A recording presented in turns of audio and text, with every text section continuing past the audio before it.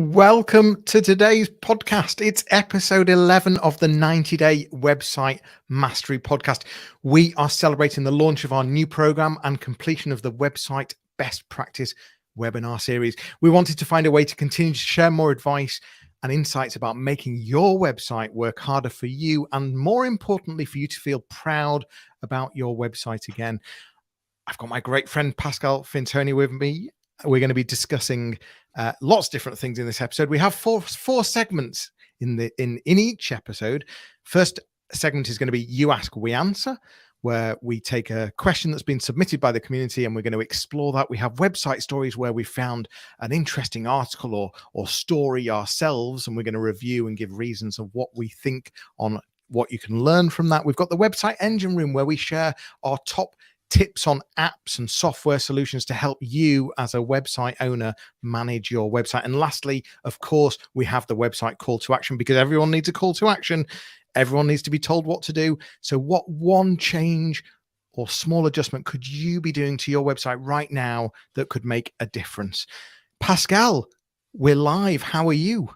I'm very well. Number 11, a fine prime number if you ask me, but also importantly, we're now past, that's it, we're in a double digit. So thank you everyone for your amazing support. And listen, we understand, sometimes the spotlight is going to go towards SEO, social media, video, content marketing, and so on, but the website, and this is the heart of your online presence. This is the extension of how you would express yourselves, the extension of your customer service promise, and what it's going to feel like to be one of your customers in the very near future. So you've got to be looking after that website. And making sure that when someone says, what's your website address, that you straight away feel proud and happy to give that website address over, because we know that people speaking to us, hundreds, if not thousands of people over the year, we know that the majority are not proud when they're asked, what's your website address? No, absolutely. Which has been at the heart really of the 90-Day Website Mastery Program, that the emotion that comes with it, because I know that it is seemingly a tech endeavor. So you make a lot of rational decision, but actually for both you and the visitors, it's about that emotional response to the content and the effort you put in behind that website. Yeah, so coming up, we've got the burning question around, is blogging still relevant in 23? We've got a really interesting case study from Currys. We've got some great tools in the Website Engine Room, which we actually reveal to each other live, and we never know quite what we're going to be recommending. And of course, the website call to action. So should we get started? Off we go. You ask, we answer.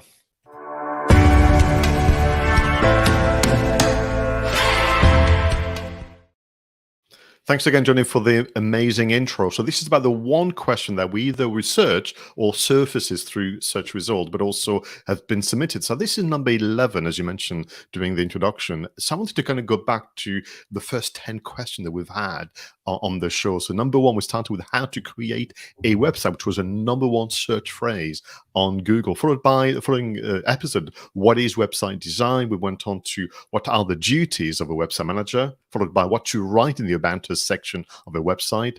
How often should I blog? I've heard that my ranking on search engine could be poorer if I use website builders. Is it true? We then moved on to how do I find someone to build me a website? Should I buy all domain name extensions for my website? I can see adverts for AI website that can be built in minutes. Is it true? What are avatars or archetypes, and how can they help me run my website? And today, as you mentioned, is blogging still relevant in 2023, which is something that I saw in the next between people on LinkedIn. And it surprised me. I will confess you, I say, wow, what a question to ask. And then it was followed by people linking to an article, blogging is dead in 2023, and all those very kind of dramatic headlines. And I thought, what a strange question to ask. But I thought, you know what? I will ask Johnny about his views on, is blogging the activity of writing, sometimes even doing through videos and graphics, an article to engage in conversation is still relevant in 2023? What a great question. I think one of the reasons the question's around is because we're inundated with the amount of content that's out there. There's so much content, whether it be in a blog format, a vlog format, a podcast format. There's so much content, and now we have AI writing this content in fact, even speaking, recording video of this content. We've got AI taking over and producing content. So is blogging dead? Well, I'm not sure it is at all.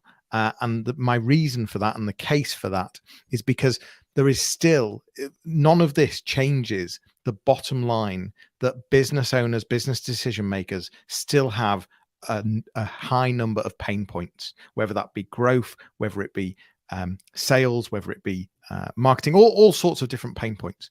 And that doesn't change. So there's still a huge hunger and desire for content. But the question comes down to the quality and the relevance of the content.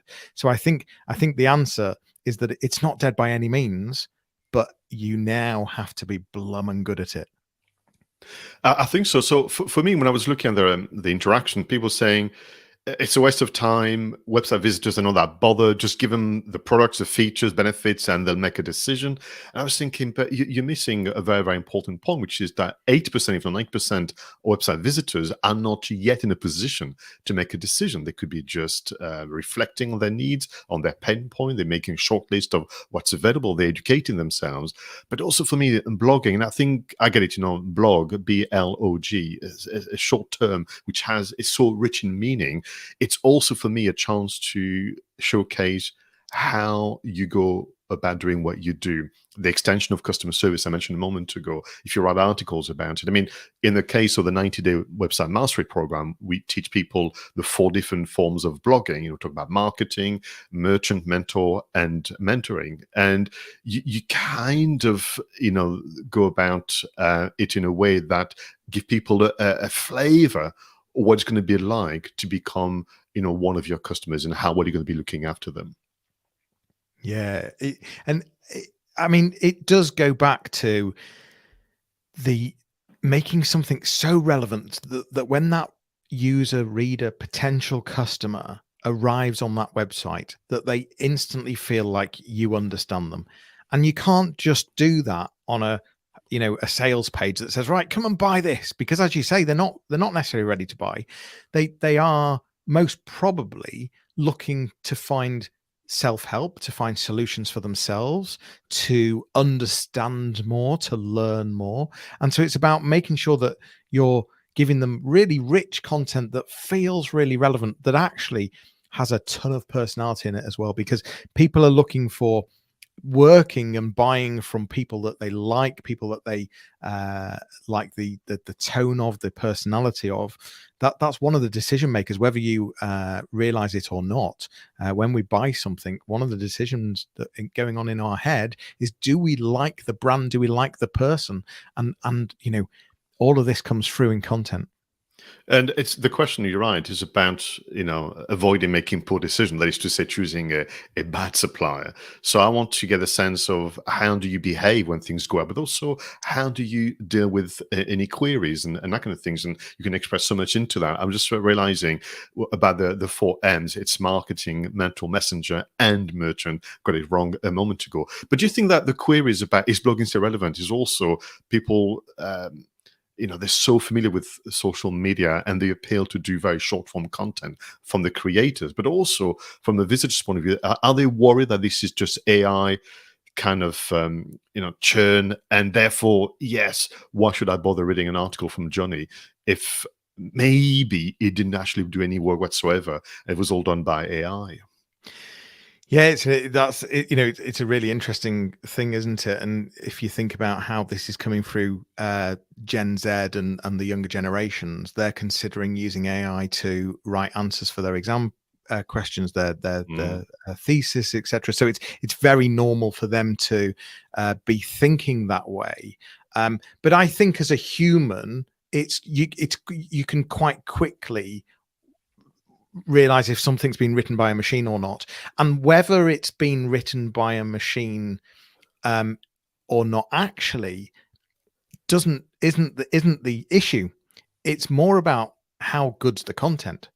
So we were talking earlier in the green room around AI. I'm fascinated by AI at the moment. I'm like addicted to it. I can't sleep literally for playing with AI. I don't think some of you listening or watching right now can really understand the what you can currently even do on AI. It's mental what you can do, but it's less about, was this written by a machine? It's more about, how good is it? How good is it? And we were talking about, it's a bit like businesses, organizations thinking, okay, we need to be doing social media. Right. Okay. Oh, I've seen that graduate over there. He amazing on Instagram. They do the all these pictures all day. They're clearly all over Instagram. They totally get social media. Right. Let's have them as head of social media and they can do all our social media. Well, that's a recipe for disaster. Because do they have the business acumen? Do they understand the commercial side of things? Do they understand the pain points and all of that? They might know how to post something on Instagram, but that's a very small part of what social media is. Likewise, with blogging, a machine might know how to write a blog, but it's how you ask it and how you tell it to write that blog, and more so how you then edit that content afterwards. So I've given you a very long answer there, but it's more about, when someone's reading it, actually, is it solving the problem? No, absolutely. Listen, I think we need to go back and come back to this AI as a theme, because we explored it with website design. We're now looking into it almost by extension in terms of content creation. But for me, it's about the motivations. You want actually the content to betray the motivation that you care, that you want to make a difference. And I think it's quite impossible for a machine to do that. In a green room, very quickly, before we move on to the next segment, you and I talked about changing the language from AI, artificial intelligence, to digital assistants, because I think that's what it's all about. So you've done the research, you want to write something that is relevant, impactful, and helpful, and just need a nudge in the right direction. You need to be given a structure. Maybe you need to be given case studies or examples or dates of events from the past and so on. And all that research time can be concertinaed into a few seconds.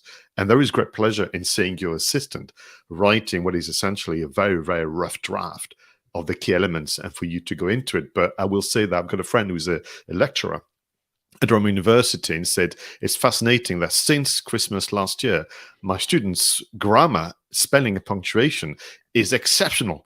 Whereas, before Christmas, we're all pretty, like everybody else, basically making that kind of very human mistakes. I think it can help us and teach us. We've got some comments on LinkedIn. Aaron Thomas, he's saying that when he blogs on certain legal issues on his website, he does find that it helps direct people and get people to his website through Google search.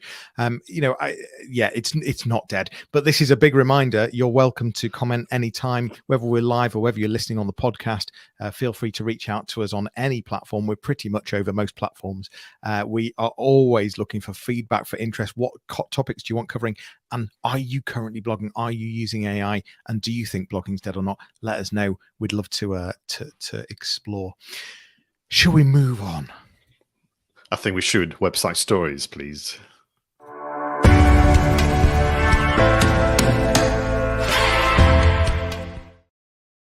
So in each episode of the 90-Day Website Mastery podcast, which is an article, a podcast, a video, maybe sometime an infographic, something that can help us react and review and discuss what it means to be running a website in today's economy. And what we've done, this is almost a combined website stories and call to action, because I want people to spend some time to go back to this article that was published as part of the Think with Google series. Because if you're not familiar with Think with Google, viewers and listeners, it's almost like a library of case studies, of stats and trends from different parts of the world. So you can actually choose one journey for the UK, for France, for the US, and you can learn from brands who have worked with Google on either content marketing campaigns, on SEO, on advertising, and so on.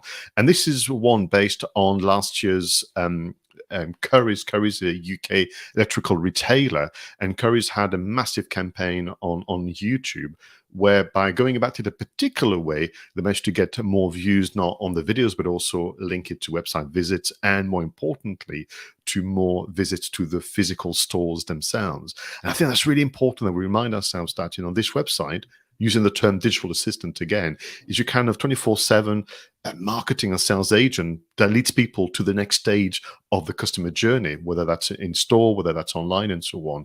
And what Currys did through extensive research of what people were looking for and needed as information when buying a laptop. They came up with this library of queries, and the queries they found was very, very specific to needs. The need as a teacher, the need as a consultant, the needs as an architect, or someone who's traveling, and so on. So they came up with this campaign called No Questions Unanswered. And what is really, really remarkable about it is twofold. To begin with, the article that was written by Matthew Davis, who was at the time in charge of the campaign as the digital advertising manager, is very, very open. So they reveal literally all from start to finish how they've gone about it, albeit in a succinct format. So you can read that. It's almost a blueprint of what you can do. And I would listen to add, this could be done beyond the YouTube. This could be blogging, as in the written form. This could be podcasting as well. But this idea of linking your findings in terms of question asked to actually a very creative angle. So instead of just answering the question as is, what they did was to think of a way and the style and the tonality that would really engage people. So they used, according to the article, the YouTube ABCD framework, which I must confess I wasn't aware of. So good to learn something. So attention, branding, connection, and direct, as in direct action. And what was really, really interesting, and the call for me, the lesson is, you will do your research, all of you. You will come up with a list of questions. In fact, you and I've mentioned this. But what is your angle? What is your creativity kind of input to make this stand out from the white noise of the internet? So in fact, we're in luck because we managed to find an example which was shared during this article. So Johnny, would you mind sharing the example, the results of the research and the creativity at the team at Currys? Absolutely. I'll put it on the screen right now. Ooh, I'll try anyway. Bear with me. So if you're listening, you're just going to hear the audio. If you are watching, you'll be able to see it. We'll drop a link in the comments for people that are listening if you want to explore this afterwards. It's about to play right now. What's special about the Lenovo Yoga? So, Intel Evo laptops give you a superior performance, says Ugo. And with just a 15-minute charge, you get up to 3 hours battery life. Is it good for working remotely? Let me check. Thanks, Ugo. And like all our experts, he'll leave no question unanswered. Whoa, that's remote. So he knows when he says, the lightweight and incredible battery life means you can work anywhere. And he knows it's interest-free at just $49.95 a month for 24 months at Currys. So that's one example amongst many. So what do we have? We have obviously the research. We have the need to stand out, but we also have the need to find a way to represent that it's all about the in-store experience, and that we have staff that will stop at nothing. They will find out for you all the answers to your question, no question and answer, but also very, very cleverly using a bit of pop culture here, leaning into the style of filmmakers like Guy Ritchie and Edgar Wright, Snatch, Shaun of the Dead, Hot Fuzz style of quick cuts, over narration over the voice of, essentially staff working at the store as well. A style that I think will have made people smile, which is half of the battle, but also this idea of the promise that when you have a question, we'll have time for you and we'll engage with you and find the answer no matter what. I also like this whole ABCD framework. To remind people that are listening or watching, it was the attention, brand, connection, and direct. And what does that mean? So in terms of attention, well, it's the ads that go straight into action using large titles, fast-paced cuts, tightening frames, and real close-ups. So it's that attention. From a branding point of view, it's about the logo and having something really prominent in terms of, for Currys, they were using this phrase, no questions unanswered. So it was having that prominence of the brand identity. In terms of connection, the way that they did it was using direct eye contact to engage viewers and close connections with the in-store colleagues and the shoppers, and that built that connection through audio as well as the main voiceover artist to narrate the conversation. And lastly, it's the direct. And what does direct mean? Well, it was the ads conclude with a call to action, just like our podcast series does. We include that call to action. Call to actions are so important, often overlooked, but people need to be told what to do. So I'm really liking, even if we can just have one simple, easy to implement takeaway from, for example, YouTube optimization. I like this ABCD framework. Listen, the article's got so much more. So I just want to spend a moment just to thank you, Matthew Davis, for spending time to capture the essence of the campaign from last year, which I'm still very successful now, and for this to be a source of inspiration for all of us. Let's go. Time is moving on Mm. to the website engine room.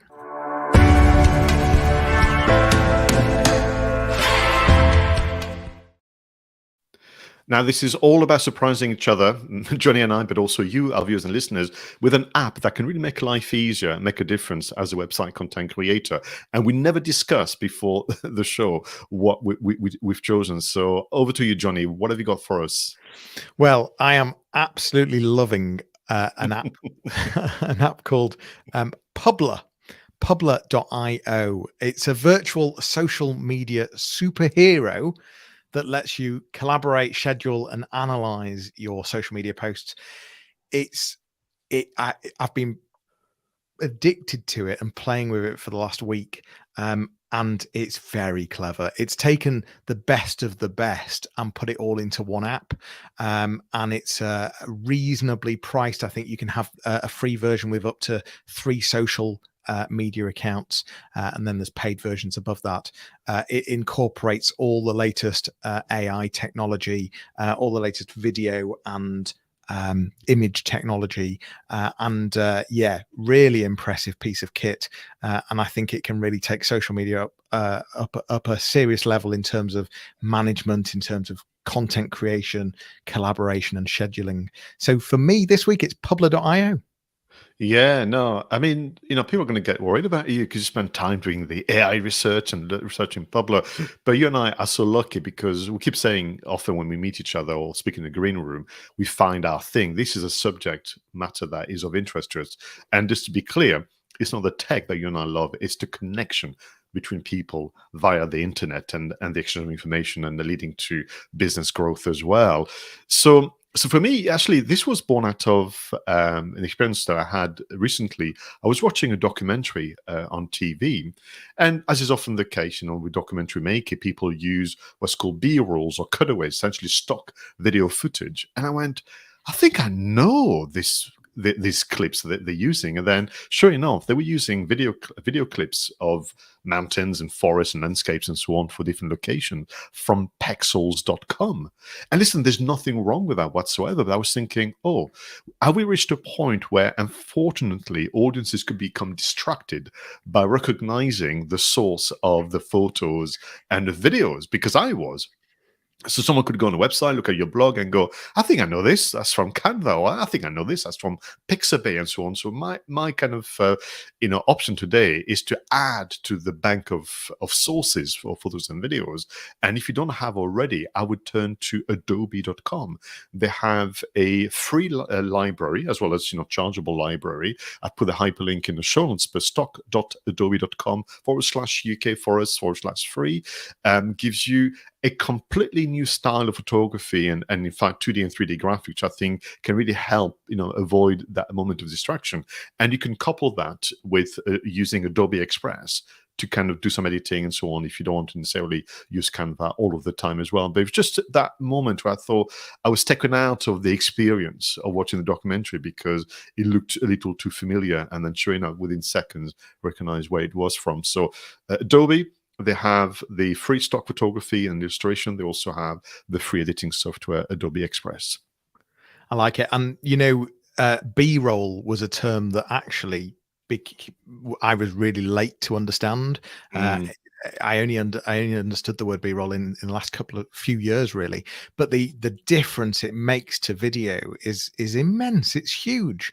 And so adding B-roll, that sort of cutaway to some kind of scene or whatever it might be, is a brilliant thing to do. But you've highlighted a really important point here. There's only so much stock B-roll around, and so another app that gives us access to more. Fantastic. Love it. No problem at all. Thank you very much. Well, listen, time is against us. Let's move on, if you don't mind, to the website call to action.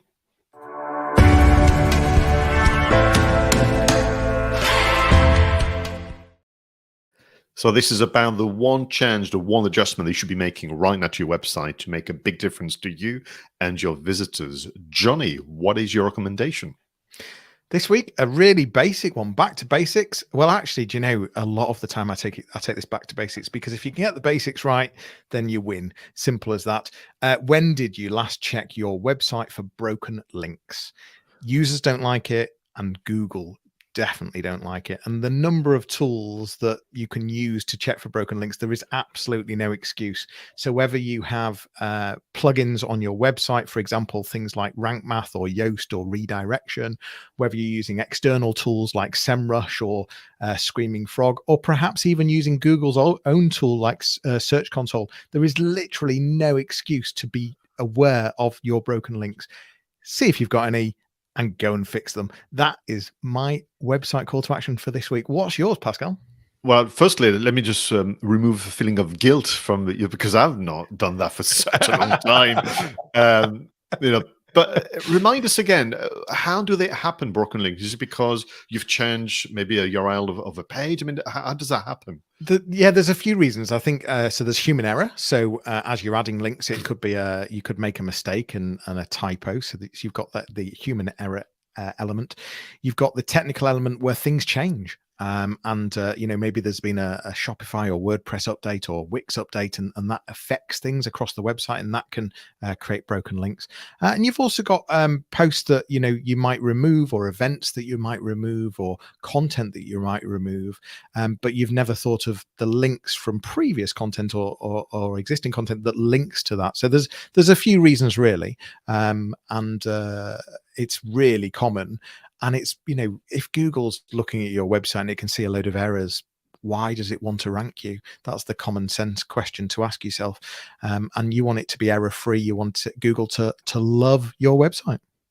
Thank you very much, Johnny. So for me, I wanted to link what we spoke about in previous, segment, particularly is blogging's relevant and the Currys case study. And I want people to organize a team meeting, or if you're on your own, join the mastermind group, the kind that John and I would be hosting, and come up with your own themes and hooks and style for your next series. So you have the questions, you've done the research from previous calls to actions, you're ready to inform, educate, and inspire your audience, but you need a hook, you need a style, you need to have a tone of voice, something that could be witty, something that could be thought-provoking. But we saw Currys with, no question and answer. What is your strapline? What is almost the mini branding exercise you could apply to that series to make it stand out and give the impression, rightly so, that this was done with care and attention and not just spewed out of the AI machinery? And what a call to action that is, because it's so overlooked and not thought about. Taking a step back is what you're saying. I think it's, a bit of brainstorming, whether that be with peers, whether it be with your team, whether it be in a mastermind group, taking that step back and having a strategic sort of brainstorming session around, right, what is our next piece of content that is hyper relevant to our audience, whether it be existing, whether it be potential, that's really relevant and that's really going to have that hook. And how simple, but often not done, because we get stuck in the day-to-day. We're stuck inside our businesses, stuck dealing with clients or customers, but never actually have that sort of space to be able to take a step back.